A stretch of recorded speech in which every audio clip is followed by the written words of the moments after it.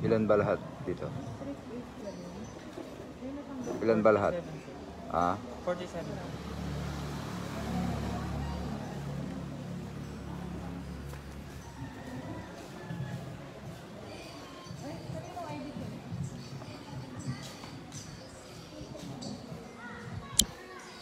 So, magandang hapon po sa inyong lahat. Nandito kami ngayon sa Durungan Punta sa district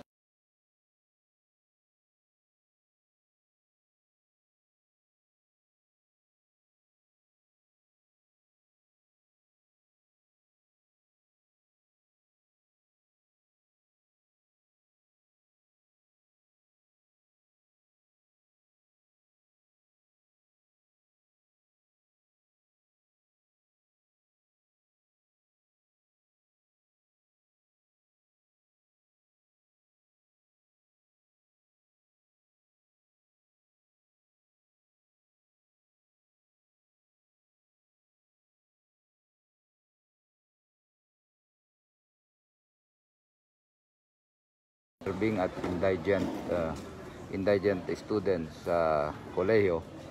At ito, verification pa lang, kaya hindi pa nag-start. So, sasamantalahin ko na itong pagkakataong ito na i-announce sa inyo o sabihin sa inyo na mayroon na naman po tayong yung tatlo na sinasabi kong positive case natin kahapon na naghihintay lang ako ng information. So, mayroon na po tayong information. Sila po ay mag-aama. Tatlo po sila. Ang kanilang travel history, sila po ay nagpunta ng bayan ng Umingan at sa siyudad ng San Carlos. Sila po ay taga-istorya at sila po ay symptomatic.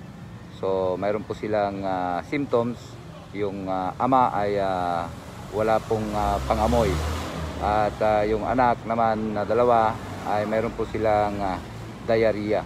So kahapon, last week pa sila naka-lockdown at sila ay nag-self-quarantine na nung nakaramdam sila ng kanilang simptomas. So patuloy po ang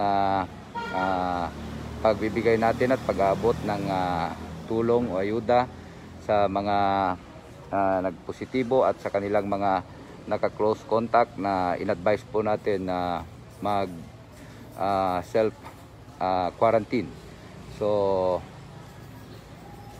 yung pong nagkamali yung information kahapon na yung positive po natin na isa doon sa Barangay Paol na wala po palang anak na nanggaling sa Bayambang.